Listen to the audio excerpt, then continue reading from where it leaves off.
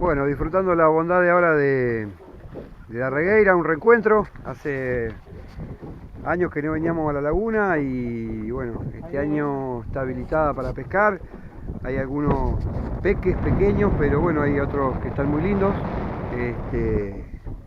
Se está pescando de flote, de fondo.